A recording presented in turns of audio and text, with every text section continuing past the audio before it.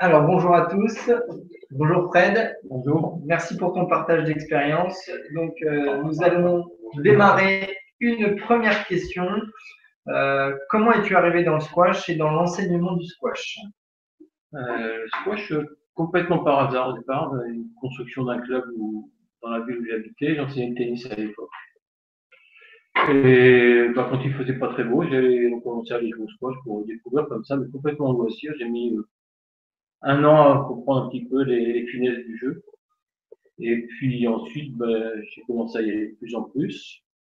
Et j'ai fait un échange en fait tout bête avec l'entraîneur de squash de l'époque qui voulait prendre des leçons de tennis. C'est moi qui lui ai donné, et lui m'a donné des leçons de squash. C'est comme ça que je me suis trouvé au jeu et petit à petit, j'ai changé de raquette, pris sa place parce que lui, il en avait marre d'enseigner. J'ai passé le BE 2, 3 ans après. Et, et le club où j'étais a construit 2 cours de tennis. Ce qui l'intéressait, c'était que je puisse enseigner les deux. Voilà. D'accord. Et plus spécifiquement dans la formation des jeunes potentiels haut niveau? À l'époque, c'était quand même dans les années 84-5, il n'y avait pas vraiment de formation, même au niveau de la fédération, il n'y avait pas vraiment de politique jeune. Les premiers bons jeunes, en fait, ça a été les fils de patron de club et quelques gamins qui habitaient à côté des clubs et qui ont été détectés comme ça, mais un petit peu, on va dire, au hasard, au gré des compétitions. Il n'y avait pas vraiment une politique fédérale. C'était vraiment d'avoir les deux clubs et c'était chacun isolé dans son coin. Tu avais quel âge à l'époque? Moi, j'ai découvert le squash, je devais avoir 22 ans, 23 ans. Donc, j'ai pas, moi, pratiqué le squash en jeune. Et qu'est-ce qui a fait que tu es arrivé en tant qu'entraîneur national et puis notamment en charge du pôle espoir ici? Un parcours très progressif, en fait, un nouveau comité directeur avec justement une politique jeune qui se met en place. On m'a demandé de participer à ce groupe d'entraîneurs qui encadraient les jeunes, les premiers bons jeunes détectés au niveau de la fédération. Il y a eu quelques stages. Moi, j'ai fait ce qu'il fallait pour m'impliquer dedans. Et puis les premiers échanges avec d'autres entraîneurs, parce qu'on ne se connaissait pas beaucoup. Il y avait à l'époque André Delos, il y avait Philippe Signoret déjà qui avait travaillé un peu, qui a arrêté, qui est revenu derrière. David Moule, quelques gens comme ça qui ont envie de s'impliquer pour aider au développement initial des jeunes.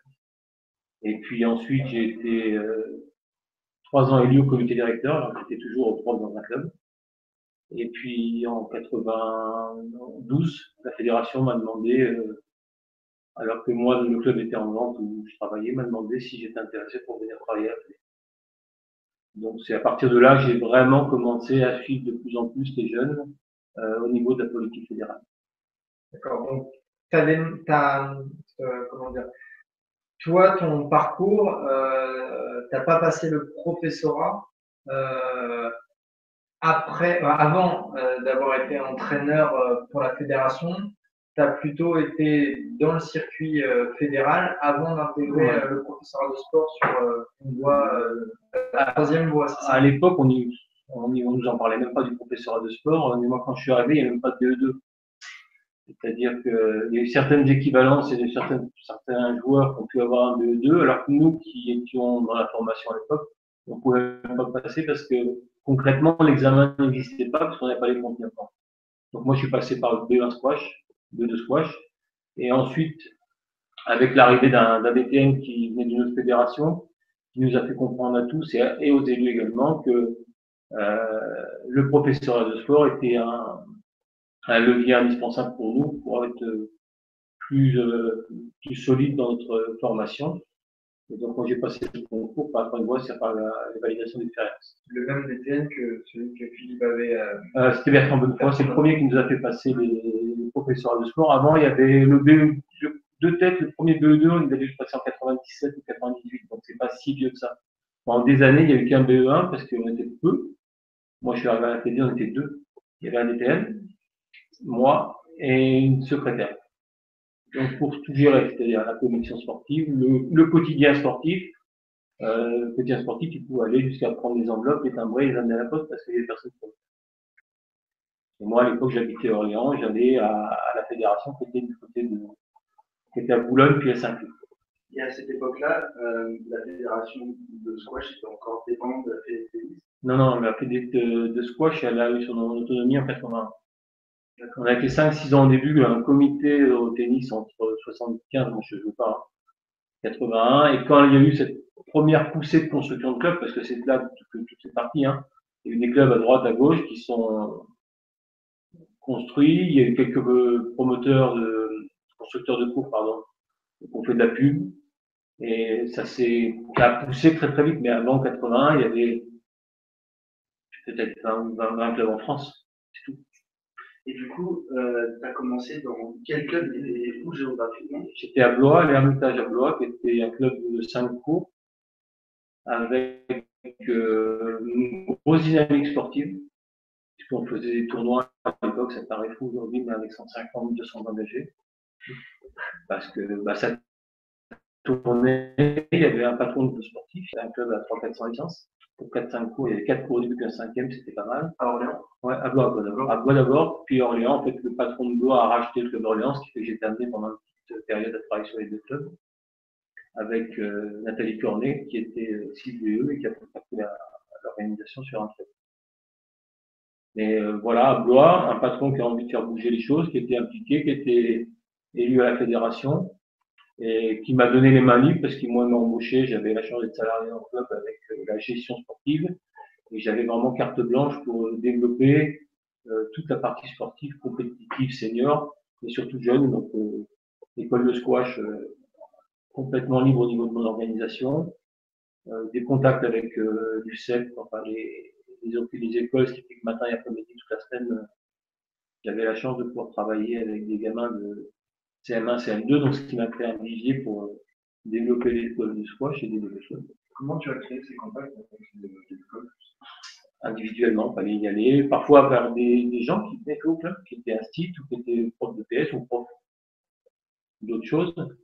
Et c'est par ces contacts-là, parce qu'il n'y avait rien d'officiel, il n'y avait rien que ça se faisait, mais il n'y avait pas à l'époque de lien et de contrat signé entre la fédération, la ligue et l'UNSS ou l'UCEP. C'était vraiment du coup par coup, il y avait ça par-ci, par-là en France. Et c'est là aussi qu'on a vu se développer les premières écoles de jeunes avec une orientation au niveau. Est-ce que tu peux nous résumer en quelques phrases ce que c'est que le squash pour toi et quelle est ta vision de cette activité? C'est un peu lié d'ailleurs avec la raison pour laquelle j'ai commencé à transférer ma pratique du tennis au squash, c'est le côté ludique. Je crois que le squash, c'est avant tout un jeu qui est facile d'accès au départ et qui plaît à beaucoup de gens. Et c'est ce qui plaît à beaucoup de gens par rapport à de nombreuses disciplines où il faut d'abord passer par la technique, d'abord passer par une certaine maîtrise avant de commencer à pouvoir s'amuser. Au squash, moi, ce qui m'a plu très vite, c'est cet aspect ludique, sans avoir de technique, à être avec un partenaire et pouvoir faire des matchs, faire de la confrontation. Ensuite, après, il y a tout l'aspect tactique et stratégique qui est pour moi très riche, très tôt, avec tous ces changements de trajectoire, toutes les utilisations des hauteurs, des largeurs, en faisant un sport à part par rapport aux autres sports de raquette, surtout qu'on est l'un à côté de l'autre. Et ça, c'est aussi, à mon sens, très riche. Le fait de pouvoir pratiquer avec son adversaire à côté de soi, mais pas en face de soi, c'est pour moi beaucoup plus intéressant.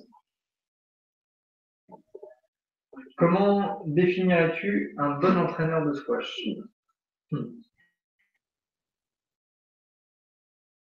Ça met combien de temps avant de devenir un bon entraîneur de squash? Il faut du temps. De toute façon, on n'est jamais. Un bon entraîneur, c'est quelqu'un qui va déjà se remettre en question, qui va prendre du temps, il n'y a pas de vérité. Et puis après, par rapport aux joueurs qu'il va être amené à former ou à aider, c'est surtout, je pense, la capacité à s'adapter à chacun. Parce qu'il n'y a pas une règle fixe. On peut avoir, bien sûr, un petit conducteur dans sa démarche qui évolue au fur et à mesure des années. Mais ce qu'il faut surtout comprendre, c'est qu'il faut créer un lien avec chaque athlète et que surtout, là, on va parler de pôle, c'est-à-dire quand on est amené à entraîner au quotidien des athlètes, on est obligé d'individualiser la relation qu'on a avec chacun. On a un fil conducteur commun pour tout le monde, mais après, on ne peut pas enseigner de la même manière, ni parler, ni coacher de la même manière avec ces athlètes qui vont réagir complètement différemment.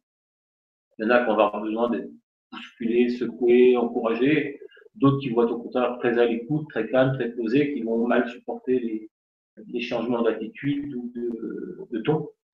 Donc je crois que c'est cette capacité à s'adapter à chaque athlète et après à repérer dans chacun d'eux ce qui va être indispensable et ce qui doit être amélioré. Donc, faut pas le cadre de l'athlète, et se connaître. Il faut se connaître déjà. Je crois que c'est important de se connaître. D'avoir un comportement neutre aussi vis-à-vis d'un ensemble quand on travaille avec un groupe. Parce qu'il faut être capable d'encadrer l'ensemble du groupe et de donner la dynamique, sans faire sentir qu'on a parfois des préférences, on a forcément un feeling qui passe un peu mieux avec certains athlètes qu'avec d'autres. Il y a aussi, faut pas se le cacher, quand on entraîne, parfois on en voit quand on dit cela c'est vraiment des termes ou cela on doit vraiment pouvoir faire quelque chose d'intéressant, puis d'autres ça va être plus dur. Et ça, faut pas le montrer. Même si parfois on va entraîner différemment, on va donner plus de temps. Mais je crois qu'il y a la dynamique de groupe qui est toujours importante et pour moi, qui a toujours été essentielle pour faire progresser un ensemble de joueurs, y compris les meilleurs. Donc, pour moi, c'est important de s'adapter à chaque athlète sans changer son mode de fonctionnement, en ayant ses certitudes, mais en étant capable de les faire passer de différentes manières parce que on se rend compte parfois que un simple mot, parfois, ne peut pas être compris, que le message, il est brouillé, simplement parce qu'on n'a pas compris la même chose entre ce que moi, je pense passer et puis l'écoute qui est en face. Il faut être vigilant et ça, d'un athlète à l'autre, ça peut être très changeant.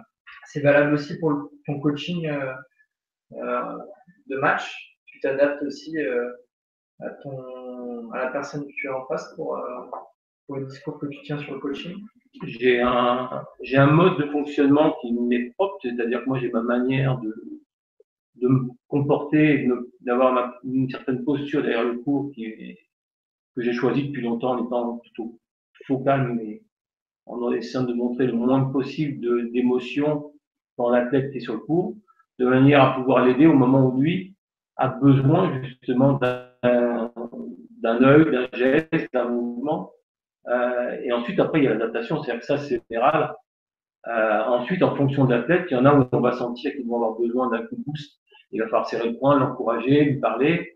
Et il y en a d'autres, il va suffire d'un geste ou plutôt d'un coup d'œil, un petit mouvement d'apaisement qui va lui permettre d'avancer et de profiter du coaching. Ensuite, entre deux jeux, là, c'est pareil. Là, c'est vraiment la connaissance du joueur. Il y a des joueurs qui ont besoin d'être secoués, il y a besoin des joueurs qui ont besoin d'être calmes. Il y a des joueurs qui ont besoin qu'on leur répète plusieurs fois la même chose. Et c'est à nous d'être attentifs aux mots qu'on va utiliser, aux mots-clés, pour que ce soit ces mots-là qui soient retenus au bout de la minute 30. Parce que le coaching, c'est pas uniquement s'écouter parler, c'est surtout arriver à transférer quelques mots, quelques indices, quelques points tactiques qui vont permettre à l'athlète sur le cours de repartir du bon pied ou, s'il y a déjà, de maintenir le cap. Alors, une question qui m'intéresse par rapport au coaching, c'est que on parle souvent de coaching positif ou de coaching négatif par rapport au discours que l'on emploie.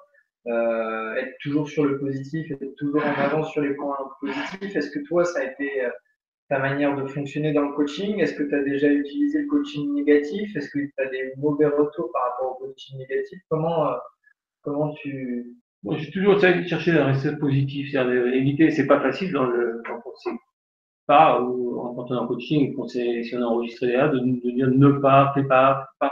Et au final, on sait très bien que tout ça, ça sert à rien. Ce qu'il faut, c'est dire ce qu'il faut faire. Mais fais pas ci, fais pas ça, c'est pas ça qui va aider l'athlète. Donc, il faut être dans le coaching hyper attentif à la forme positive, je pense. Ne joue pas devant, non, mets la balle derrière. Voilà, pour moi, c'est un exemple typique de ce qui va être clair pour l'athlète ou pas clair. Parce que l'athlète, quand il est en coaching entre deux jeux, il est fatigué, il est parfois dans un rythme cardiaque très haut, il n'a pas forcément toute la capacité d'écoute, et il faut être capable de cibler et vraiment de faire en sorte de l'aider par les mots ou par les gestes qu'on va utiliser. Si on lui demande de chercher ce qu'il doit faire, à mon avis, on ne va pas l'aider. Ça sera plutôt dans des débriefings, pourquoi pas avec une vidéo qui aura été installée pendant le coaching de match, mais pas pendant le match. Pendant le match, il faut tout donner pour que l'athlète puisse en très peu de temps, très peu de mots, comprendre vers quoi il doit aller dans son jeu. Un bon coaching, donc c'est un bon analyste, hein. Quelqu'un qui analyse bien la situation et bien les gens. Je crois qu'il faut rester lucide et calme avant tout, c'est essentiel parce que le coaching, pour moi, excité ou énervé ou ne pas être capable de maîtriser ses nerfs derrière, bah, c'est mauvais pour son joueur, c'est mauvais pour soi-même parce qu'on perd forcément la lucidité. Quand je parle vraiment, je parle pas de faire semblant, parce que parfois faire semblant, ça peut être un moyen de coacher ou d'influencer l'arbitre. Mais la vraie personne qui va s'énerver sur son joueur, qui va montrer son agacement parce que le joueur a fait une faute, si à ce moment-là le joueur regarde, pour moi c'est terrible. C'est une occasion de stress. En tant que joueur, c'est horrible de voir son coach qui, au moment où on vient de mettre la balle la plus facile du monde dans la plaque, se coule la tête ou ça prend entre deux mains, parce que le joueur lui-même, il le sait, il n'a pas besoin de nous dans ce cas-là, hein, et autant qu'on l'est tout seul. Il a besoin au contraire là de donner des gestes, chacun on a tous des gestes. Moi, c'est la tête qui se fout de ma gueule un peu parfois, parce que ça, il savait ce que ça voulait dire. Par exemple, ça voulait dire oublie, reconcentre-toi, mais c'est un mot simple ou un geste simple qui doit essayer peut d'être compris pour que tout de suite on aide le joueur à repartir du bon pied. Et tu penses pas que, tu disais que il y avait toute une capacité d'analyse du coach pour essayer d'utiliser des mots les plus simples, et tu penses pas que d'avoir à chaud, donc l'athlète sort, ne serait-ce que quelques mots de sa part pour savoir comment il se sent, c'est essentiel. Ouais. Qu'est-ce que tu en penses? Moi, c'est un mot que j'utilise très souvent avec les joueurs. Qu'est-ce que tu en penses? Tu sors du cours, 2-3 mots. Ça suffit, mais qu'est-ce que tu en penses? Oui, parce qu'il faut qu'il y ait un échange. C'est pas 1 minute 30 où le coach va parler et le joueur va écouter. Parfois, ça peut être le cas parce que si c'est un 5e jeu, il y a la fatigue, il y a tout, et le joueur a juste besoin de se recentrer sur sa vue, de bien récupérer, de bien se relâcher, de faire descendre la pression un petit peu pour la remonter dans les dernières secondes avant de repartir. Par contre, plus en début de match, ça va être un échange. Parce que c'est pas le coach qui décide de la stratégie de jeu qui va être employée ou de la tactique qui va évoluer. C'est vraiment le joueur qui doit être, lui, au cœur de ses choix. Donc c'est un échange, bien sûr, donc on a besoin. Après, on pense savoir, quand on entraîne les joueurs tous les jours, il y a quand même des sensations très rapides qui sont avec des joueurs qu'on a moins souvent, parce que ça arrive plus en équipe de France, où il y a des joueurs qui sont entraînés par d'autres entraîneurs. Là, oui, je pense qu'encore plus, l'échange avec l'athlète au début du coaching d'entre deux jeux est important. L'échange, entre guillemets, c'est le qu'est-ce que t'en penses, c'est juste en 3-4 mots, avoir la confirmation ou réorienter son propre coaching par rapport à ce que vient de dire l'athlète. Quels sont les critères, objectifs ou subjectifs, sur lesquels tu te bases pour détecter un jeune à fort potentiel? Ben, je dirais que malheureusement, et encore aujourd'hui, on a une détection qui est pas fondée sur beaucoup de points scientifiques ou de recherche. Ça ne veut pas dire que c'est mauvais, mais la première détection qu'on a pour tous les entraîneurs nationaux ou même fédéraux, c'est les résultats dans les petites catégories. C'est tout bêtement la première chose qu'on regarde et qui nous attire. La première chose qui va nous faire regarder un jeune joueur de 9, 10, 11 ans, c'est le championnat de France, il est en demi-finale, il est en finale. Après, là, quand on va regarder, on va voir, et on a chacun nos critères, souvent ils sont quand même communs, la combativité, très jeune, après des qualités d'explosivité, des qualités de vision du jeu, c'est des qualités qui vont nous intéresser plus que d'autres. Mais au départ, on n'a pas une détection en prenant 150 gamins sur 5 ou 6 cours et on leur fait faire des tests physiques ou des tests de coordination pour détecter les meilleurs. Ça s'est jamais fait, ça serait peut-être pas forcément mauvais. On n'a pas la masse, on n'a pas forcément les personnes pour le faire. Donc malheureusement, peut-être aujourd'hui, c'est les résultats dans la petite catégorie qui nous servent avant tout de détection. Et c'est là où on regarde les joueurs et après on se fait une idée pour voir si par exemple il n'y a pas quelqu'un plus grand que les autres, qui frappe plus fort que les autres. Et on se dit, bah, celui-là, dans 2 ans ou dans 3 ans, il va se faire rattraper. Donc après, il y a vraiment les qualités physiques du joueur. Technique également, mais après, il faut mettre le bémol parce que ça dépend depuis combien de temps il joue. Mais les qualités techniques sont intéressantes aussi. Mais après, un joueur de 9-10 ans, s'il a déjà 5 ans de squash, il a fait du mini-squash, ou s'il a 1 an de squash, la manière dont il obtient ses résultats peut différer. C'est au fur et à mesure que ça va s'équilibrer. Alors, donc tu parles dans un premier temps de résultats sportifs et ensuite dans un deuxième temps, tu as évoqué la combativité, la vision ou la prise d'information.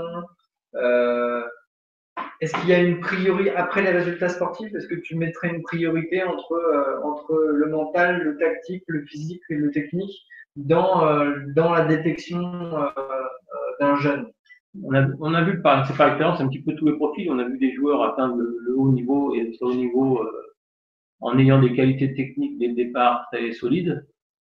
D'autres en ayant des qualités de combativité extraordinaires, avec des moyens techniques au début qui semblaient limités, qui ont évolué leur jeu derrière. Donc je resterai prudent là-dessus. Si on prend nos deux meilleurs joueurs actuels chez les garçons, le profil d'un Grégory Gaultier tout petit ou d'un Mathieu Castagnier, c'est pas du tout les mêmes. Mathieu Castagnier, à 11 ans, 12 ans, il est champion de France en jouant avec un revers à deux mains et la raquette qui était en train de tomber par terre entre chaque frappe. Mais avec des qualités de combativité extraordinaires. Et il a développé après sa technique, il a amélioré sa technique pour en faire un joueur aujourd'hui qui est vraiment complet. Alors qu'un Gaultier très jeune, il a été encadré et amené avec une technique très solide, ce qui a fait qu'à 10 ans, il avait des qualités physiques, il avait des qualités tactiques, mais c'était avant tout son bras, c'est-à-dire qu'il mettait 9-0, à l'époque c'était en 9-0, 9-0, parce que la balle, dès qu'elle était un petit peu imprécise dessus l'adversaire, ça tombait et ça allait dans les limites. Donc il y a quand même différents profils qui ont amené pour les joueurs qui ont été au niveau, différents profils lors de leur formation initiale. Quand une fois détecté, alors qu'est-ce que tu mets en œuvre, toi, pour les amener au plus haut niveau? Qu'est-ce que tu mettrais en œuvre? Comment tu t'es pris pour les amener au plus haut niveau? Est-ce que tu avais des principes ou une méthode Non, disons qu'il ne faut pas oublier que t'appelles la formation vers le haut niveau, c'était dans le cadre d'un pôle. Pour resituer le contexte d'un pôle, c'est 6, 8, 10 athlètes, pas forcément du même âge.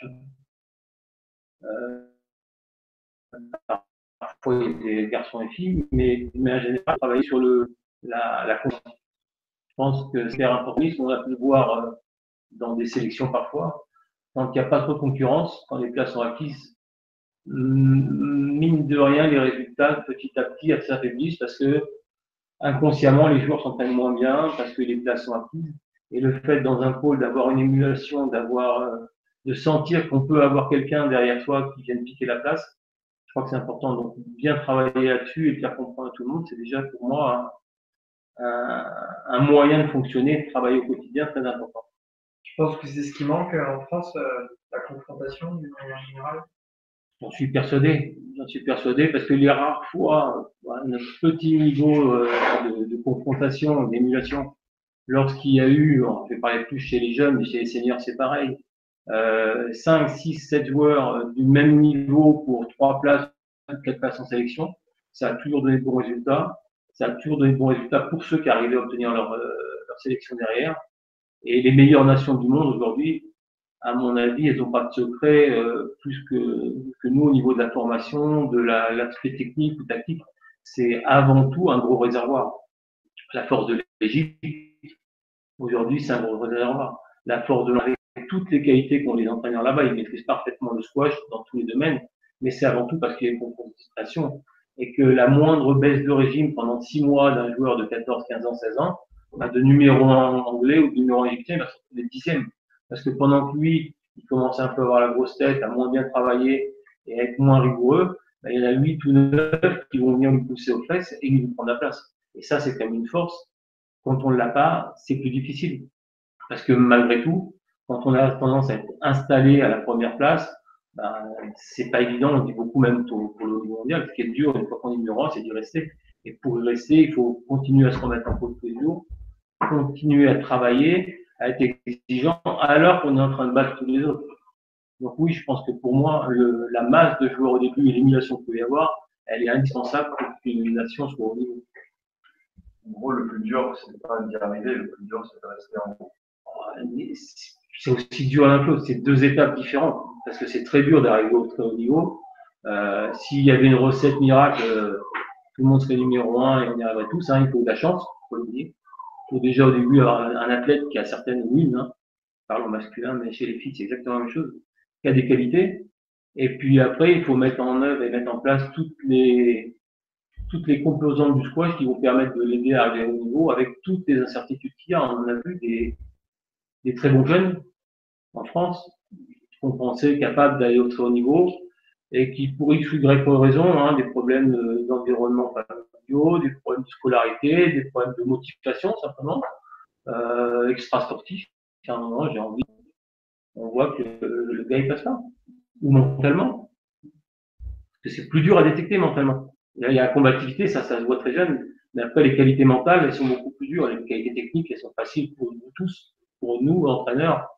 Les qualités techniques, on les voit assez vite. Les qualités tactiques, on voit bien avec le travail comment ça se met en place, comment la capacité à analyser les situations. Les qualités physiques, on travaille, on les teste. Bien sûr, c'est mieux d'être explosif et rapide que d'être plutôt endurant et lent. Mais bon, tout se travaille. Par contre, le mental, c'est quand même plus dur, surtout chez les petites catégories, déjà à travailler et puis à détecter. Même si on voit certains, mais c'est souvent lié à la combativité. Est-ce que combativité, c'est vraiment, c'est pas tout ça le mental, il y a d'autres choses qui viennent dedans. Comment est-ce que tu conçois tes programmes d'entraînement? Sur quels critères tu te bases pour les concevoir en général? Maintenant, j'ai plus l'occasion d'en faire puisque je suis plus sur le terrain, mais on était obligé, de par la nature de notre sport, de s'adapter aux exigences du calendrier sportif. Déjà au début, parce que il y a des objectifs majeurs, il y a des compétitions majeures, donc là, c'est le plan de base général d'une année ou voire plusieurs années, mais on va s'arrêter sur un an, où on va essayer de cibler les objectifs majeurs et de s'adapter. Mais on a aussi les contraintes du classement, tenir des bons tableaux et qu'on ne peut pas négliger. Donc on est obligé d'aller intégrer là-dedans des compétitions qui correspondent à la réglementation, au système, et comme dans tous les pays, et qui parfois vont nuire à la préparation physique ou à la préparation technique qu'on veut mettre en place. Donc c'est trouver le juste équilibre entre les compétitions et les périodes avec, on va pas dire pas de compétition, mais avec des compétitions où on va expliquer à l'athlète que les résultats seront secondaires parce qu'on est en train de faire une grosse charge de travail physique ou une grosse remise en place technique parce qu'à un moment on va dire n'importe quoi, ton coup droit là ça va pas, on va tout reprendre au zéro pendant 2 mois, ça va te faire, faut l'expliquer, ça va te faire certainement régresser, mais derrière ça devrait te permettre d'aller beaucoup plus haut.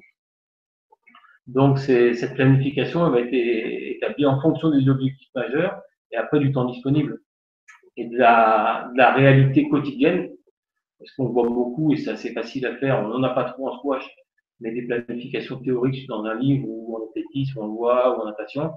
Après, il y a la réalité, c'est combien d'heures par semaine on peut s'entraîner, combien de temps on est disponible, combien de temps on va avoir de disponible uniquement avec l'entraîneur, est-ce que je peux faire de la musculation, est-ce que je vais être libéré de l'école à 4 heures, à 5 heures, à 6 heures. Il y a toutes ces choses-là qu'il faut mettre en place pour arriver à faire la planification. Et donc la période de développement physique que tu évoques là, généralement, toi, cette période-là, elle couvre de quand à quand? Elle était axée en début de saison, voire en pré-saison, c'est-à-dire que pour des athlètes qui étaient en pôle ici, ils recevaient pendant les vacances, déjà pendant les vacances, donc une vraie coupure, c'est indispensable. À mon sens, minimum 2 semaines, c'est un minimum, et pour les plus jeunes, au moins 3 semaines. Parce que c'est indispensable de se régénérer, d'aller faire autre chose. Ça peut être faire du sport, mais faire du vélo, faire du foot, pour le plaisir, sortir de l'aspect compétitif et exigeant du haut niveau, de la performance pour après être capable, dès qu'on revient, de remettre à 100% la motivation dans sa préparation. Donc la préparation estivale, elle était en août pour les juniors. Et avec une continuité ici, en essayant après de sentir entre ce qui était prévu et ce qui avait été réalisé, où on était chaque athlète. Et là, il y a déjà des grosses disparités entre un athlète qui est très rigoureux et qui va appliquer le planning d'entraînement de pré-saison à 100%, et celui qui s'est laissé un petit peu aller parce qu'il n'a pas encore la force de se prendre en charge tout le temps, ou qui n'a pas un entraîneur de club pour l'aider, ou les parents, et qui va fait 50% de la programmation. Donc, il faut être attentif à ça. Et pas uniquement se fermer les yeux en disant j'ai fait un planning, ça c'est fait, ils vont arriver en septembre, on va enchaîner sur un deuxième cycle de préparation, sans se préoccuper d'y avancer. Chaque fois, il va falloir remédier un petit peu, de temps en temps prendre le temps d'essayer d'évaluer, tester, pour voir où on est chaque athlète. Mais la préparation, globalement, elle va durer, ça va jusqu'au mois de décembre. Maintenant, on va décliner la charge au fur et à mesure. et parfois parce qu'il y a des compétitions. Donc en gros, ils ont 15 jours de repos. Où Les là, autres 3 semaines, ils c'est plutôt sur 3 3 semaines. semaines, ils s'entraînent pas. Ils font ce qu'ils veulent, ils peuvent faire un peu de sport ou autre, mais pas, voilà. Ensuite, vous commencez la période de développement avec beaucoup de physique. D'une part autonome en premier et ensuite au cours. Donc généraliser, déjà il faut s'adapter aux possibilités de la tête. Est-ce qu'il a des tout bêtes, des choses simples? Est-ce qu'il a une piste d'athlète? Est-ce qu'il a une salle de muscu? Est-ce qu'il a un cours de squash? Parce que parfois c'est tout bête, mais c'est pas tout mettre le planning. Si l'athlète il n'a pas possibilité d'aller sur un cours de squash pendant cette période de reprise, ben, il va falloir trouver des solutions pour qu'il puisse travailler sur le fond aérobie ou travailler en PMA sur autre chose qu'un cours. C'est tout bête, mais c'est la réalité. Il y en a qui n'ont pas forcément la possibilité d'aller sur un cours de squash tous les jours. Et la fin de saison, ça correspond généralement pour le pôle d'ici, Cologne ou Amsterdam. C'est ça, hormis ceux qui vont avoir une sélection pour l'équipe qui part au championnat du monde, donc c'est 4 joueurs. Les autres, leur saison elle s'arrête mi-juillet, 15 juillet. Donc ça veut dire 15 juillet jusqu'au 7, 8 août, ils sont recoupés. Et puis après, il y a une reprise progressive. Hein. Au début, ça ne va pas être entraînement tous les jours. Hein. Pour moi, c'était reprise de foncier, courir 40, 50 minutes à une certaine intensité de fréquence cardiaque, donc qui se connaissent chacun. Et petit à petit, aller mettre des séquences un peu plus intenses, un peu plus courtes, pour s'approcher rapidement de la réalité du terrain. C'est une période de remise en route de l'organisme, et puis ensuite, le plus rapidement possible, revenir sur des fonds qui correspondent au temps, à la durée, à l'intensité qu'on trouve sur un cours de squash. Une période de remise en route, ça dure à peu près une semaine? 2-3 semaines. 2-3 semaines. Après, ça dépend le nombre de séances qu'on va mettre par semaine, mais il faut faire toujours attention aux blessures. Ouais. Donc pas aller trop vite non plus. Jusqu'à début septembre. Ouais. La première compétition à échéance de résultats, généralement. Ça va dépendre des catégories. Pour les juniors, maintenant, depuis quelques années, ça vient assez tôt dans la saison. C'est leur championnat de France. Donc on a un championnat de France pour les juniors qui est fin octobre, grosso modo. Donc ça sous-entend qu'il faut quand même faire vite. Même si c'est pas un objectif majeur pour les meilleurs, même si c'est pas un objectif majeur pour les entraîneurs, c'est évident parce que les athlètes qui sont en cours, ils doivent viser au-dessus et performer au-dessus. Maintenant, la réalité, c'est qu'on ne peut pas négliger un championnat de France moins de 19. Un titre national, c'est important. Ça va servir aussi de critère de sélection, même si on en aura d'autres. Ça va quand même un peu sélectionneur. On voit mal un joueur champion de France ne pas partir, ou alors c'est vraiment qu'il y ait des résultats catastrophiques derrière. Donc c'est toute cette gestion à faire entre l'objectif majeur qui est loin, qui est plus loin, et puis les objectifs à moyen terme et à court terme, avec certains qui peuvent être pris de manière complètement secondaire. Moi, je prendrais l'exemple classique pour moi, un championnat par équipe, je parle du championnat d'équipe senior, je ne parle pas de l'interclub jeune. Pour moi, ça doit être complètement secondaire, c'est-à-dire que je ne vais pas adapter à une préparation physique ou à un entraînement technique parce qu'il y a une journée par équipe un samedi. Bon, ça ne veut pas dire qu'il faut balancer les matchs le week-end, mais il faudra que le joueur soit capable de ce jour-là jouer et faire son match, même si on a fait une séance de PMA 2 jours avant. Parce que sinon, on ne peut plus avancer. Par contre, il y a des tournois où on est obligé de faire en sorte que 24, 40, enfin plus de 48 heures à l'avance, on est quand même fait des séances plus courtes ou moins intenses. Et alors, comment tu gères ce championnat de France moins de 19 ans qui est vers la fin octobre, avec une période, donc il y a eu la reprise tout le mois d'août, et entre septembre et octobre, comment tu gères un peu ta planification? La grosse charge va être sur le mois de septembre, et on retrouve 8 semaines, 8 semaines de travail. Donc la reprise, c'est pendant 4 semaines, on va vraiment remettre le paquet sur le travail physique. Sur le cours, en général, le plus rapidement possible, tout simplement par un travail de posting, qui soit fait sur de l'endurance, ou de la PMA ou de l'MA, même en vitesse, mais ça va être fait le plus rapidement possible sur le cours, parce qu'on va vite, justement, se rapprocher d'échéances spécifiques où c'est le squash qui va être prioritaire. Et dans le même temps, ça va être remise en place ou ajustement ça dépend si c'est un nouvel athlète, un entrant ou un qui était là les années précédentes, un ajustement technique ou un travail technique spécifique sur un coup ou une dominante qui nous paraît indispensable de travailler, à mettre en place, même s'il y a le championnat de France, parce que il faut voir sur toute la saison et puis sur les objectifs majeurs. Donc il y a aussi l'adaptation, j'en avais pas parlé, entre un enfant qui va pas falloir qu'il se blesse, parce que c'est l'expérience qui me fait dire que un joueur qui vient ici en pôle, enfin dans un pôle, et qui passe de 3, 4, 5 entraînements, mais souvent c'était 3, 4 à 6, 7, 8, 9 entraînements semaine, il y a une adaptation progressive à faire, parce que sinon on va au clash à la blessure, c'est une évidence. Alors, est-ce que justement cette adaptation elle est progressive en termes de nombre de séances qu'on lui amène pendant son intégration? En fait, c'est plus le résultat, c'est en temps de récupération. La cause, c'est on va alléger un petit peu les séances pour en enlever, mais ce qui va être important, c'est de donner au départ le temps de récupérer. Ce qui peut amener la générer la blessure, c'est de retravailler sur un organisme qui est en souffrance ou en fatigue. Ce qui amène à la facture même de fatigue parfois. Mais bon, les élongations, les entorses, la tête, elle suit plus, elle est fatiguée, on n'est pas vigilant sur ce qu'on fait, et la blessure, elle est pas forcément le fruit du hasard. Un claquage, une entorse, c'est pas forcément la faute de la patience. C'est aussi parce que parfois l'athlète, il est fatigué ou il a trop donné, et que l'organisme, à un moment, il est moins vigilant. Dans l'idéal, combien d'échéances de résultats ou d'échéances majeures tu fixes à un athlète et puis à quelle fréquence? Le cadre, il est assez classique. Hein. Ils ont le championnat d'Europe, c'est leur objectif majeur. Pour ceux qui sont en pôle, c'est l'objectif majeur, c'est de se sélectionner et d'aller au championnat d'Europe. Et les objectifs intermédiaires, c'est les 4 Open classiques internationaux du circuit européen qu'on va programmer en début de saison avec eux. Et c'est là où on va être évalué, ou là où on va chercher à être soit performant.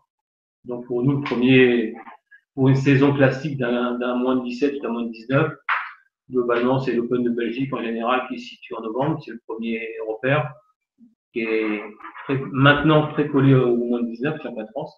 C'est aussi un petit souci, mais il faut faire avec les aléas du calendrier, on n'a pas le choix, on ne peut pas le changer. Ensuite, le repère, c'est la Suisse en décembre, ça permet d'ajuster. Pour certains, le British Open en janvier, c'est un objectif important.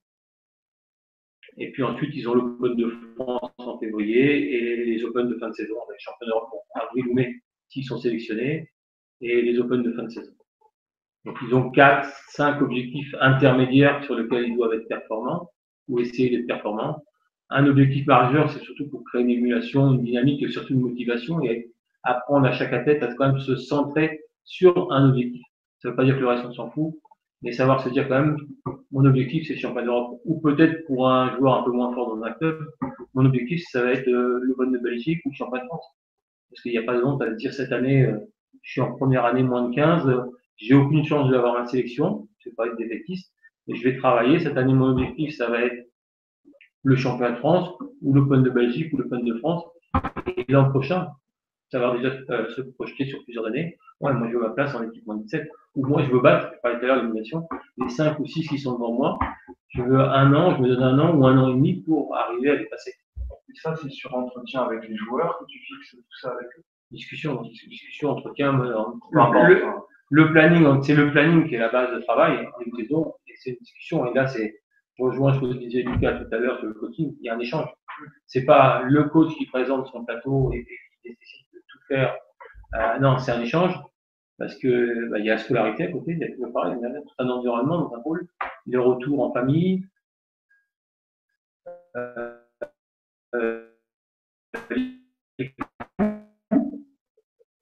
Oublier, écouter pour qui ça va être plus difficile. C'est un échange en début de saison. Hein. Alors il y a un cadre commun parce que quand on est dans un pôle, on ne va pas partir une fois en Belgique avec un athlète, une fois en Suède avec un autre, une fois à Nantes faire un tournoi, une fois à Paris. C'est sûr qu'il y a un cadre commun à tout le monde, une adaptation pour certains qui sont un peu plus performants dans leur catégorie. Ici, globalement, en ce moment, ils ont 4 internationaux par an. Avec le British Open en 5e, pour ceux qui sont vraiment élites. C'est-à-dire que cette année, de mémoire, je crois On en a pris 4 sur le groupe fédéral pour partir au British. À 4, on estimait pouvoir avoir une chance de faire le podium. On est un petit peu optimiste, mais de passer 3 ou 4 tours au British Open. Parce qu'aller faire un tournoi trop fort, ben on va pas, à mon sens, recueillir non plus beaucoup d'informations. Si je vais faire un tournoi où je perds 11-1, 11-1, 11-1 au premier tour, j'ai pas beaucoup appris. Il vaut mieux aller faire un tournoi un petit peu en dessous qui correspond à ma valeur où je vais aller m'aguerrir. Alors justement, si tu parles des différents tournois internationaux, il y a effectivement le British Open qui est au-dessus du lot en termes de performance. Est-ce que tu peux nous parler un peu de la différence qu'il y a entre les Grands Prix et les Super Séries et qu'est-ce que tu en penses de cette différenciation de niveau est-ce qu'il vaut mieux aller sur des Super Séries? Est-ce que c'est bien d'aller dans des Grands Prix qu'est-ce que Ben, je dirais que ça dépend de quoi on parle, parce que on arrive toujours au système que pour avoir un bon tableau, il faut avoir un bon placement. Pour un bon placement, parfois, il faut passer par des tournois, je parle de l'aspect mathématique, tout simplement, du système actuel, qu'il soit en France ou en Europe d'ailleurs. Si je veux démarrer par un super série, je vais peut-être pas être pris déjà, parce que le nombre de places est limité. Et puis si je suis pris mais que j'ai jamais fait de tournoi, je vais être tête de série 64 et je vais prendre un numéro 1 au premier tour. Donc je dirais que stratégiquement, parfois, il faut peut-être aller faire un ou deux ou trois plus petits tournois des Open du circuit européen. Ça ne veut pas dire qu'ils vont nous faire progresser techniquement ou sportivement, mais ils vont nous permettre de gagner des points et ensuite d'avoir un bon emplacement dans les tableaux majeurs. Maintenant, pour moi, il est évident qu'il faut aller chercher la confrontation le plus tôt possible à son niveau. Donc, pour les meilleurs juniors français, pour l'instant, ce qu'on a, on n'a pas les moyens d'aller au-delà, c'est effectivement les super séries internationaux parce qu'on sait que les nations majeures européennes font la même chose que nous, c'est-à-dire qu'elles vont mettre leur planification axée sur ces tournois-là. On va retrouver les Anglais, on va les retrouver sur l'Open de France, sur l'Open de Suède, sur l'Open de Suisse. On va retrouver les Allemands, les Gallois, les Tchèques. Les nations solides, elles sont là. Elles vont pas aller faire, c'est pas péjoratif, mais le tournoi du Liechtenstein, du Luxembourg ou l'Open, c'est en ce moment, j'ai pas été voir les résultats ce week-end, l'Open du Portugal, je pense qu'il y avait pratiquement personne. Donc, ça sert à rien d'aller faire un tournoi pour ne pas avoir de confrontation. Par contre, ça sert parfois d'aller gagner les matchs.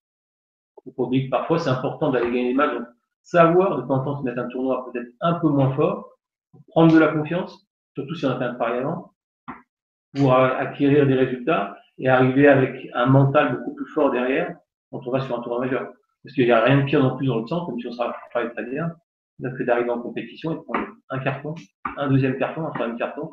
Même si on fait le plus bel entraînement du monde, mentalement, ça va avoir un impact. Donc, il y a toute cette gestion à avoir de savoir choisir les compétitions et surtout les aménager, les adapter. Parce que ça soit la planification en préparation technique, physique ou la planification des tournois en général, il y a vraiment, si on fait un bilan de fin de saison par rapport à ce qui est prévu en début d'année, il y a un gouffre. Il faudra un autre temps. Prépare à faire la planification de toute la saison, préparation physique, premier cycle, deuxième cycle, PMA, vitesse, explosif. Parce qu'il y a les blessures, il y a la scolarité, il y a les absences, il y a les tournois, il y a plein de choses qui font qu'entre le début et la fin, mais c'est important de le noter. Et de le noter, et après de pouvoir d'en prendre conscience en tant qu'entraîneur. Entre le début et la fin de saison, il faut planifier, il faut remédier, il faut changer, il faut adapter. Et qu'au final, en fin de saison, les objectifs sportifs, sauf une grosse blessure, restent les mêmes. L'objectif majeur reste le même. Mais il y aura eu tout un travail d'adaptation, d'aménagement des cycles d'entraînement en fonction des aléas du quotidien. De toute façon, ce que tu disais tout à l'heure par rapport à un bon entraîneur, celui qui sait s'adapter à l'athlète et qui sait individualiser au plus proche le travail. Il faut sans arrêt s'adapter. Parce que quand on est vraiment à l'entraînement quotidien dans un pôle, ici, ils sont à 15 heures semaine, on va dire, on a déjà compté, ça dépend de tout ce qu'on compte. Parce que pour moi, les étirements, ça compte, l'échauffement, ça compte. Un tournoi, ça compte, c'est des heures de secours. Et quand on est à 15-20 heures par semaine, on est obligé de s'adapter. On est obligé. Et on le voit, à chaque fois, on se pose des questions quand il y a des blessures. Est-ce que j'ai pas trop chargé l'entraînement? Est-ce que l'athlète était en bonne condition? Est-ce qu'il aurait pas fallu retirer ce tournoi alors qu'on l'avait prévu? parce qu'il voulait absolument le faire et qu'au final, il a fait un mauvais résultat ou il s'est blessé. Donc c'est forcément de l'adaptation.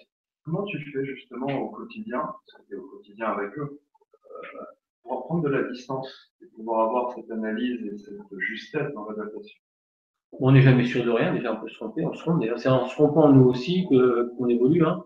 Au même titre que j'ai évolué comme tous les entraîneurs et comme vous évoluez entre ce que vous enseignez il y a 5 ans et aujourd'hui, il y a 10 ans, il y a 15 ans. Moi, si je me regardais enseigner il y a 25 ans, je me dirais parfois, qu'est-ce que tu racontes? Il y a des choses qui paraissaient essentielles, puis qu'aujourd'hui, on se dit, mais on va pas dire que c'est pas important, mais c'est secondaire, on a mis d'autres priorités. Donc, heureusement, parce que le jeu évolue, le squash évolue, hein. Justement, tu aurais un exemple précis de, de ce qui a évolué dans ta méthode d'entraînement entre il y a 10 ans, 20 ans et aujourd'hui?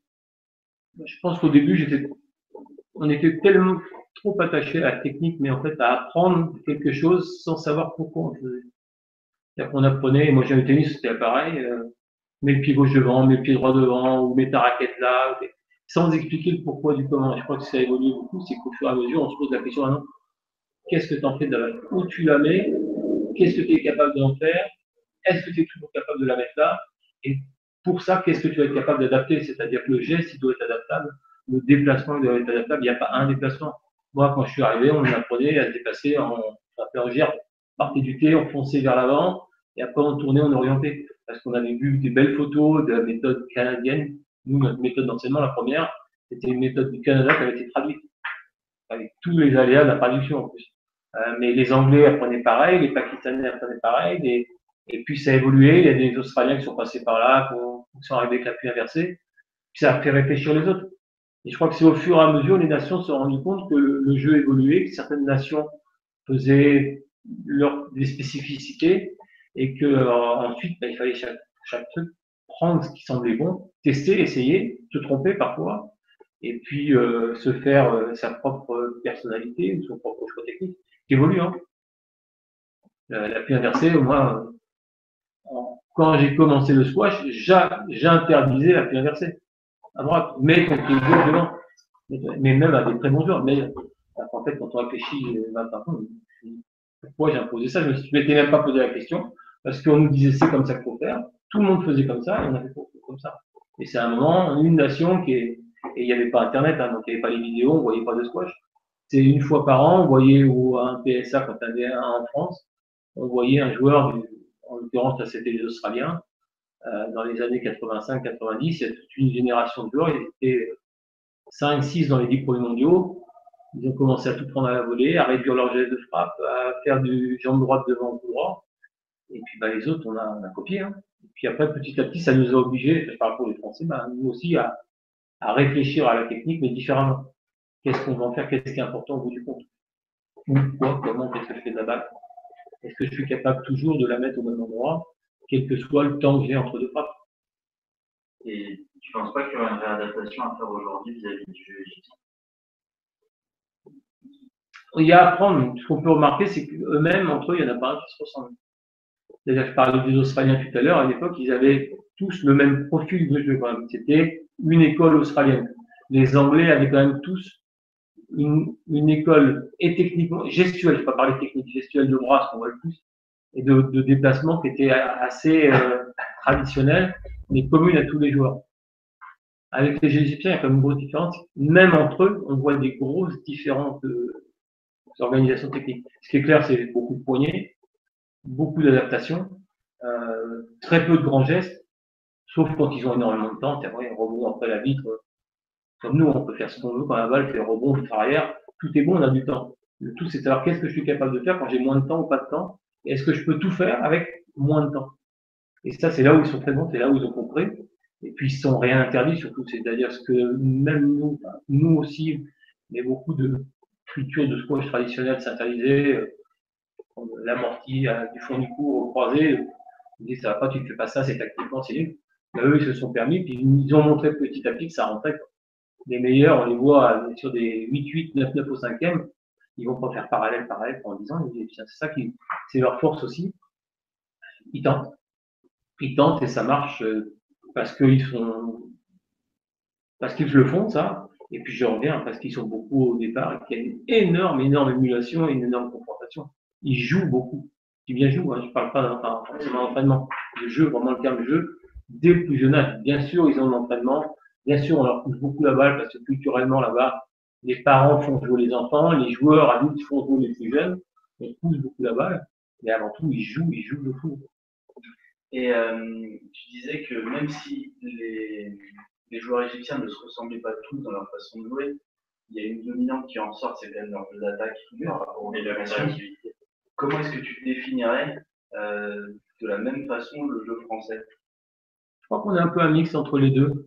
On conserve toujours, de par la nature de nos échanges avec les Anglais, puis c'est quand même notre référence européenne, même si on les bat depuis 3 ans, c'est bien, mais on sait que c'est pas facile. Et puis, si on prend toutes les catégories, il reste quand même la nation majeure européenne. Donc, on a tout en tout à regarder un petit peu de leur côté, voir comment ils travaillent, comment ils évoluent.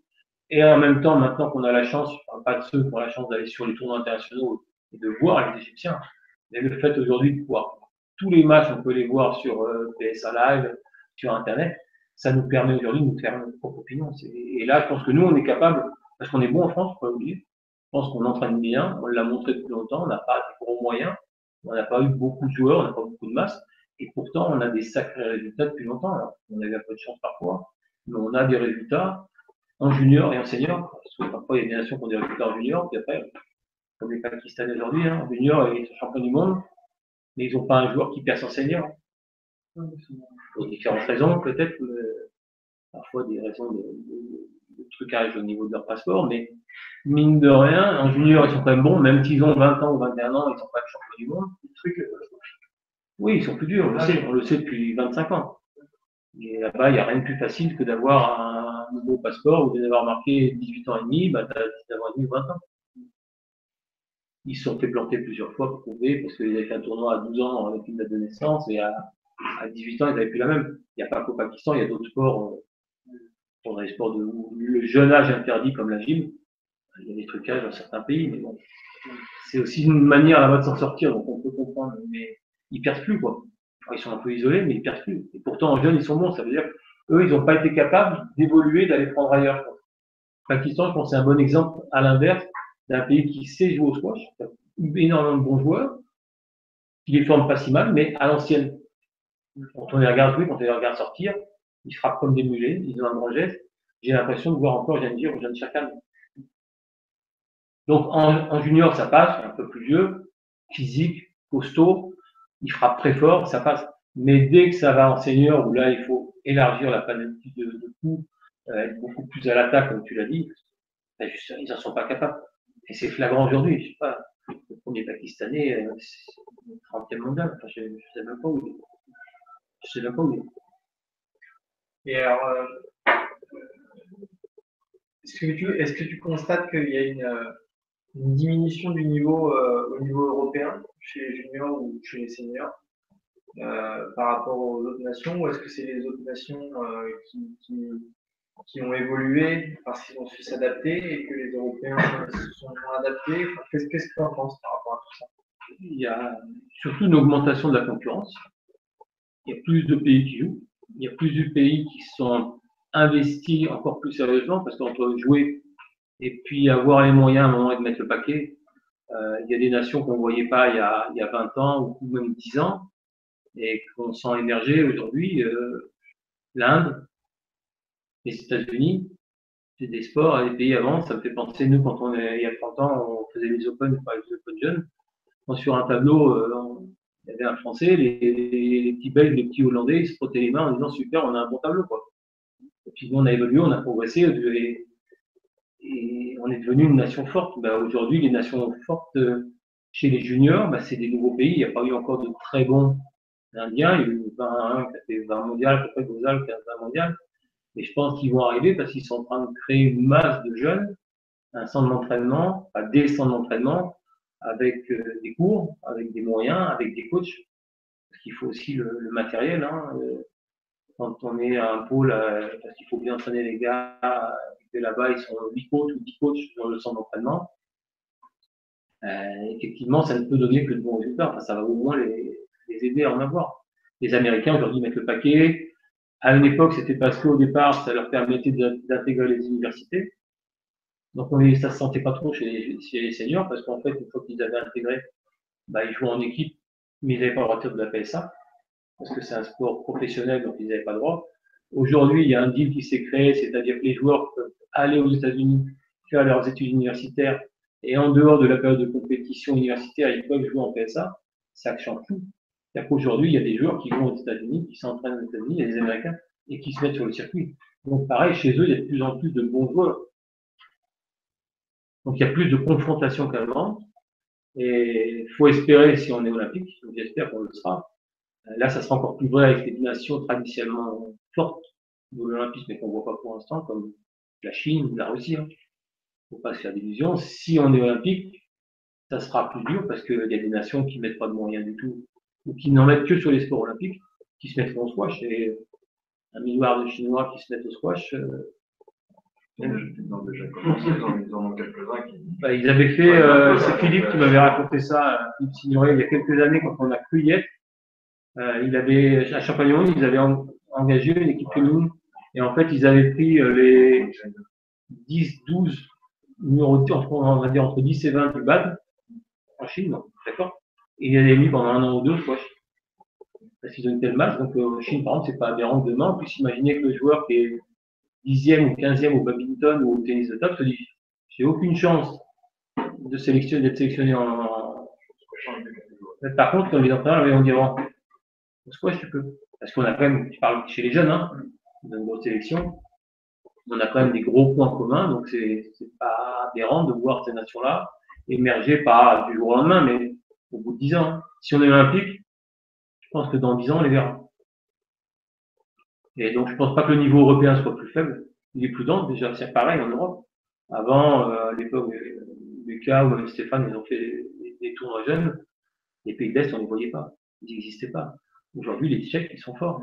Les Hongrois, ils sont capables de sortir moins de masse, mais ils sortent des bons joueurs. Les Russes sont là aujourd'hui. Les Russes commencent à venir. Avant, le circuit européen, c'était traditionnel, Allemagne, Hollande, Belgique, le Royaume-Uni, l'Angleterre, un petit peu l'Espagne. Ça s'est vachement développé. Quoi. Il y a quelques pays qui ont baissé. Comme les Suédois, c'est flagrant. Les Suédois qui étaient une grande nation du squash européen, aujourd'hui, ils sont inexistants. Mais c'est surtout l'augmentation du nombre de pays. Alors, c'est une bonne chose ou c'est une mauvaise chose? Bah, plus il y aura de pays qui seront impliqués dans le squash, pour moi, mieux ce sera. Plus on est universel, mieux c'est. Parce que de toute façon, il faut se remettre en question pour rester un des meilleurs.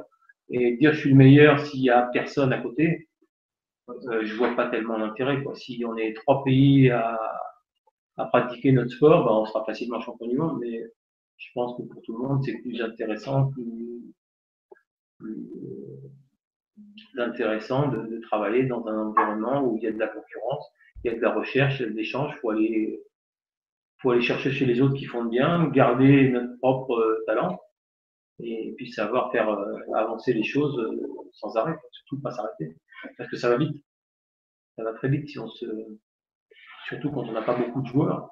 Si on se relâche un petit peu, on peut vite avoir des surprises. On sait qu'on est fragile, il ne faut pas se cacher. On a de très bons résultats internationaux, mais ça peut arriver une fois ou deux pour peu qu'un athlète de notre top soit en méforme ou blessé. Et d'un seul coup, on sent qu'on est plus fragile. Hein. Encore qu'aujourd'hui, chez les garçons, chez les filles, c'est un peu plus difficile. Aujourd'hui, pour la première fois, on en a 8 dans le top 100. C'est la première fois là au classement qui vient de sortir qu'il y a 8 Français dans le top 100. Et après, être dans le top 50, être dans le top 20, top 10, c'est plus dur. Puis c'est là où on voit ça stressant. Il y a vraiment un entonnoir avec l'Égypte, bien sûr, qui truste le top 20. 51 top 100. Mais surtout, ouais, mais j'ai pas regardé, j'ai regardé il y a 1 an ou 2, c'était intéressant par rapport à l'Angleterre, c'est que grosso modo sur le top 100, tu avais un tiers des garçons. Hein. Tu avais un tiers d'anglais, un tiers d'Égyptiens, un tiers du reste du monde. Mais le classement dans le top 50, c'était les 2 tiers d'Égyptiens, il n'y avait plus qu'un tiers du reste du monde et les Anglais.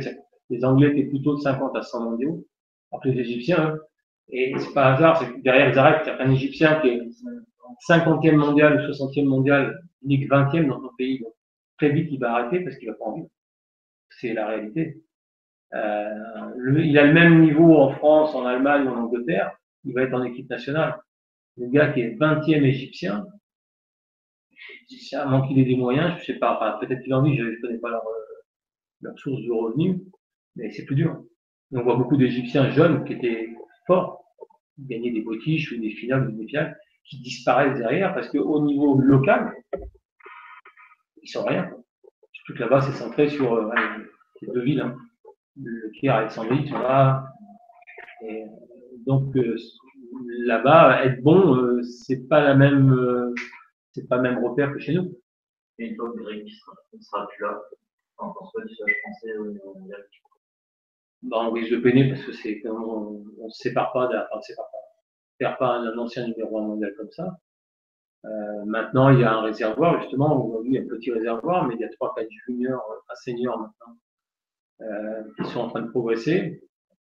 Ils ont encore beaucoup de travail. Il y a encore quelques années.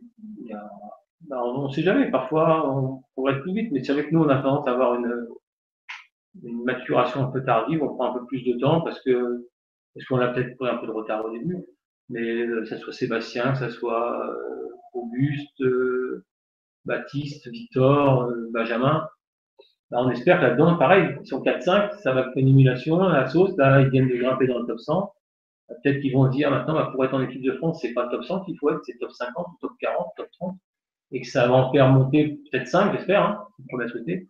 Peut-être que 4 ou 3. Et c'est ce qui va nous aider aussi à amener les joueurs en haut, hein. Si on avait qu'un, je serais plus inquiet.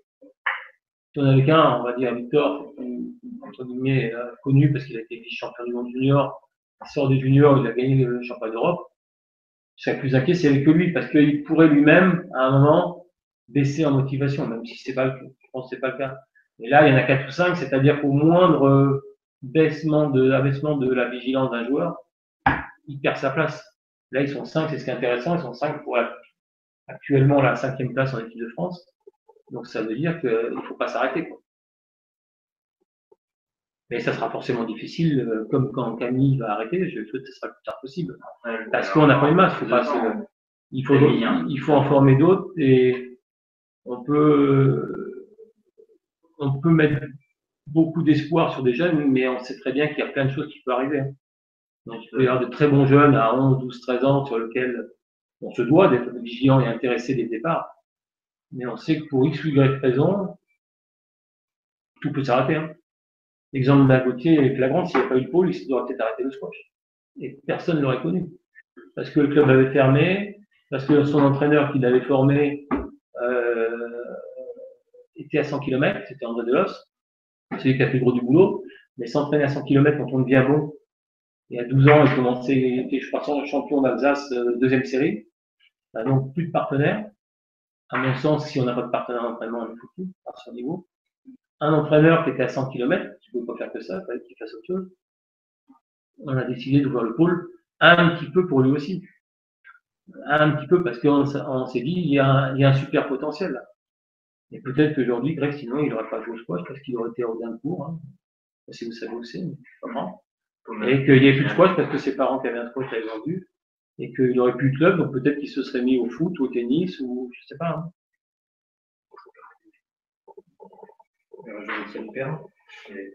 Ben, c'est pareil, c'est Pinal. Yann, c'est un peu le même cas, hein. Le Kourou n'a pas aussi le même parcours, mais à tous les moments, je dis, tant que tu as tout ce qu'il te faut dans ton club, il faut y rester. À mon sens, c'est pas la peine d'aller sortir de la cellule familiale des athlètes.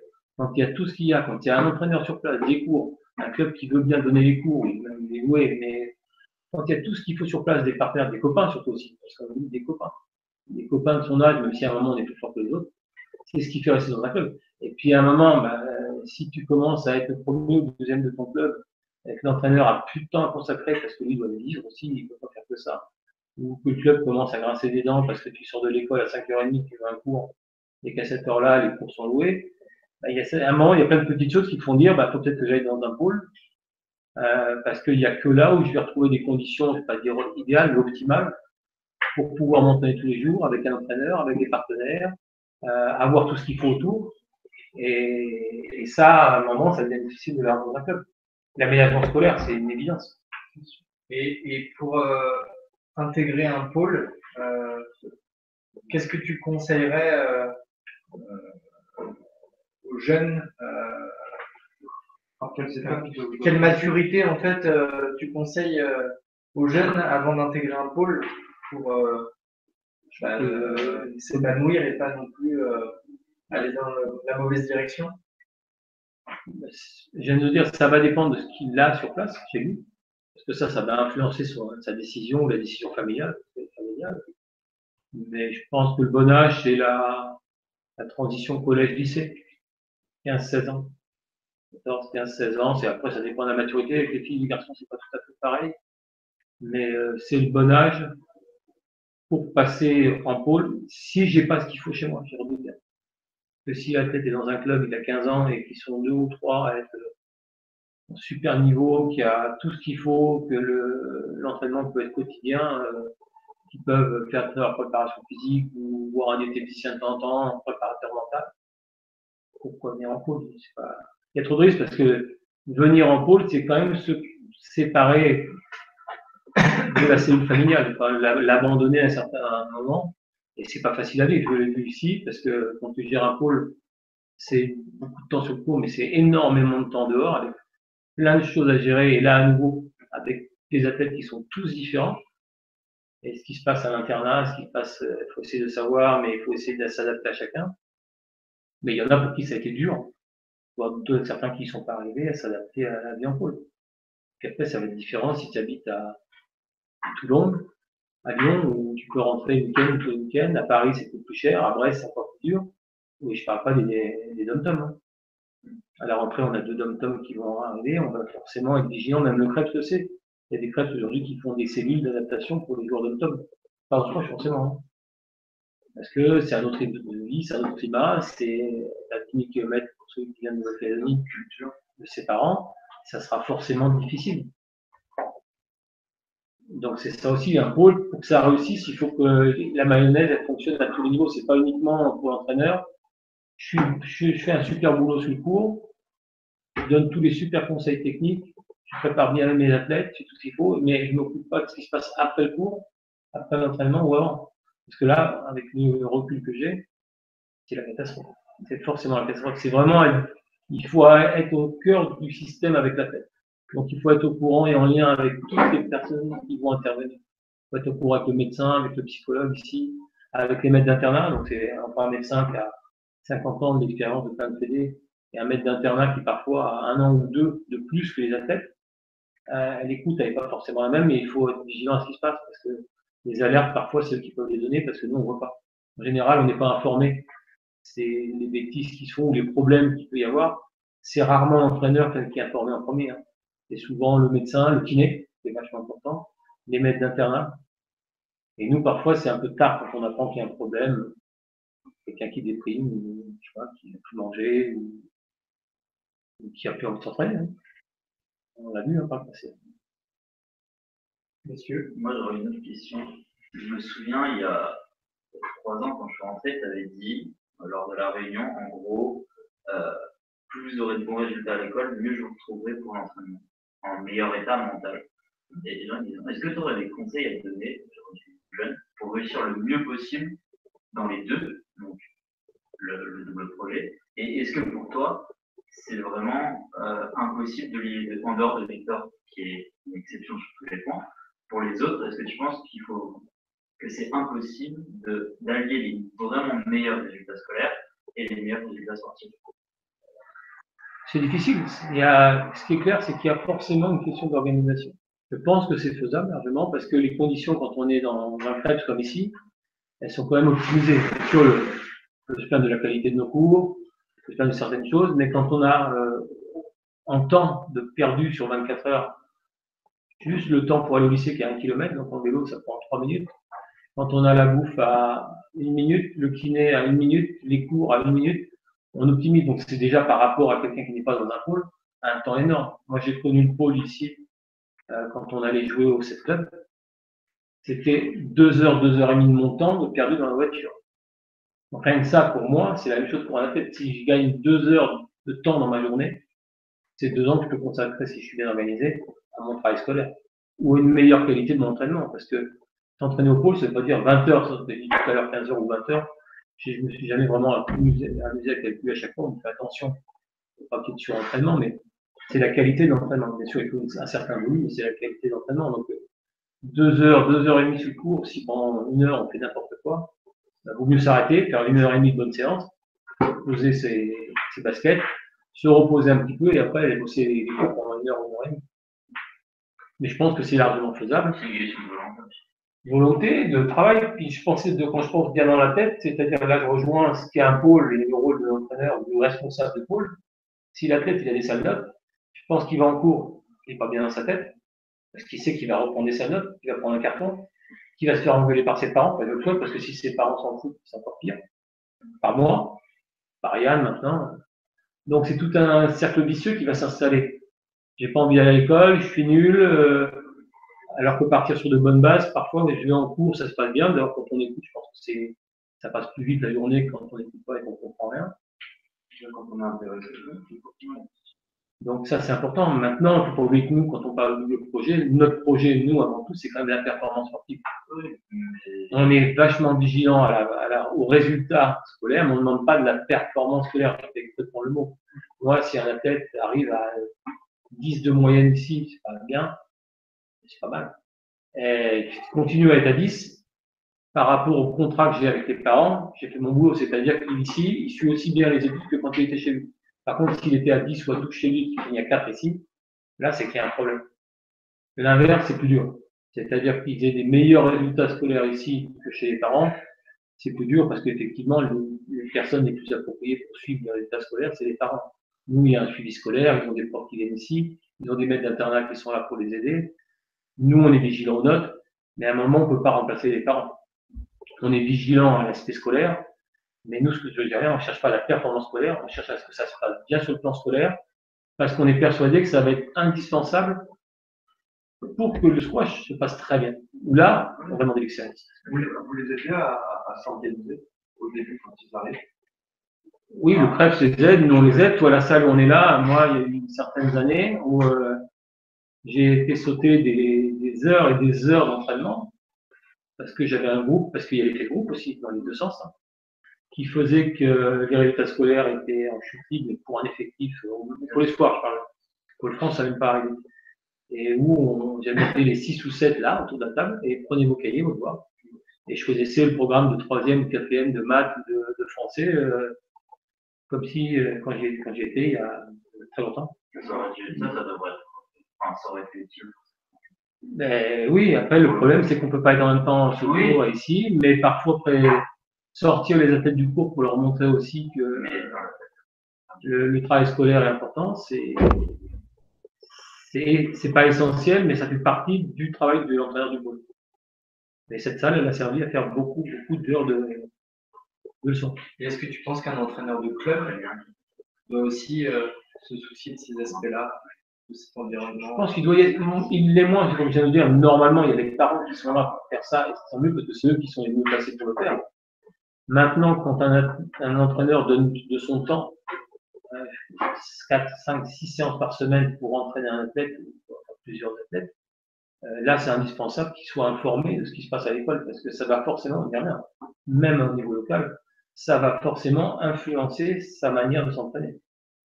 S'il a la pression des parents et qu'on lui dit si tu as des mauvaises notes, tu vas pas t'entraîner, à un certain moment, ça peut être bien, parce que peut-être marqué beaucoup de fois, mais si c'est permanent, c'est peut-être l'entraîneur qui va vouloir dire à un moment aux parents, il faut peut-être mettre un peu moins de pression, je ne suis pas capable de rien faire. Hein. Mais attention, parce que là, à force, je le sens stressé, je sens qu'il a peur, dès qu'il vient me voir à l'école, il ne veut pas s'entraîner ou il s'entraîne mal la veille. Peut-être qu'on peut avoir différemment, je pense qu'il y a un échange. Et puis après, je ne suis pas persuadé qu'il y ait une vérité. C'est à nouveau, chaque athlète et chaque cellule autour, donc les parents sont tous différents. On est tous entraîneurs et coachs. Hein. Quand on va à un championnat de France, on voit des dizaines de manières de se comporter de la part des parents. Certaines nous choquent, d'autres j'admire. On en voit certains qui ont une capacité à prendre du recul, soit en coachant leur gamin, mais en prenant le recul comme si c'était un autre, pas le leur, soit en confiant carrément à l'entraîneur en disant moi, là c'est ton boulot, moi je suis pas compétent, ou moi ça me stresse trop que chez mon gamin, donc les autres pas de problème, mais celui-là je peux pas. On voit bien que là il faut savoir aussi s'adapter à l'environnement familial évidemment. fait partie de la connaissance de l'athlète. L'athlète, sa cellule, savoir s'il est bien, sans rentrer dans la vie personnelle, si la famille s'entend bien, s'il n'y a pas de problème financier, on est obligé à un moment de passer par là. Ça ne veut pas dire qu'on va chercher, mais si demain, un gamin, je lui dis qu'il faut aller en Open de Belgique, puis qu'il n'y a pas de sous, puis que je ne sais pas, à un moment, je vais peut-être m'énerver en lui disant, mais si tu t'inscris, ou tu fais ce tournoi-là, alors si je serais passé au travers, parce que tout bêtement, peut-être que c'est les parents qui n'ont pas d'argent, il faut trouver des solutions pour les aider. Donc oui, il faut toujours pareil, je pense que l'entraîneur, le bon entraîneur, on y revient. Dans un pôle, c'est vraiment une grosse capacité d'adaptation à chaque athlète. Ça ne veut pas dire changer d'idée, changer de manière de fonctionner, mais il faut être quand même, avec un fil conducteur, être capable de s'adapter à chaque athlète. L'âge, le sexe. Merci beaucoup, Fred. Il n'y a pas de quoi. Merci.